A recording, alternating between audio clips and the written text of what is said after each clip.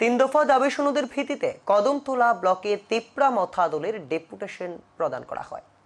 বৃহস্পতিবার দুপুর 2টোয় গোটা রাজ্যের প্রতিটি ব্লকের সাথে উত্তর ত্রিপুরা জেলার ধর্মনগর মহকুমার কদমতলা ব্লকের সমষ্টি উন্নয়ন আধিকারিকের নিকট 3 দফা দাবি দেওয়া নিয়ে গণডেপুটেশনে মিলিত হন তিপ্রা মথা দলের এক প্রতিনিধি দল। প্রথমে কদমতলা বাজার থেকে দলীয় কর্মী সমর্থকরা সুবিশাল মিছিল করে সমষ্টি উন্নয়ন আধিকারিকের অফিসের সামনে এসে জড়ো হন।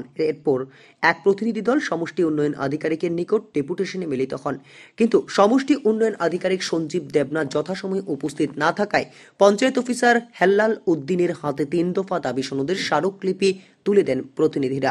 এদিনের গণডেপুটেশনে উপস্থিত ছিলেন তিপ্রা মথা দলের কেন্দ্রীয় কমিটির সাধারণ সম্পাদক সেন্টু মিয়া, কদমতলা ব্লক কমিটির সভাপতি আইনজীবী দিলওয়ার হোসেন সহ সভাপতি মৌলানা ফরমান আলী রজবি সহ অন্যান্যরা।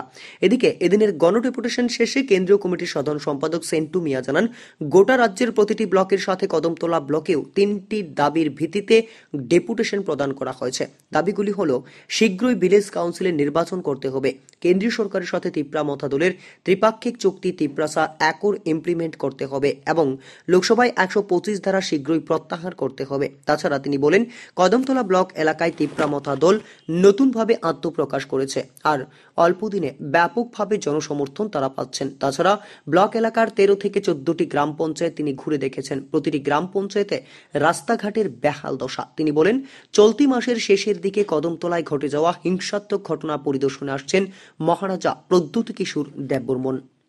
আমরা যেটা মূল দাবি টিটিএডিসির ডাইরেক্ট ফান্ডিং, ল্যান্ড বিল, ওইগুলি অতি সত্বর আমাদের দিতে হবে।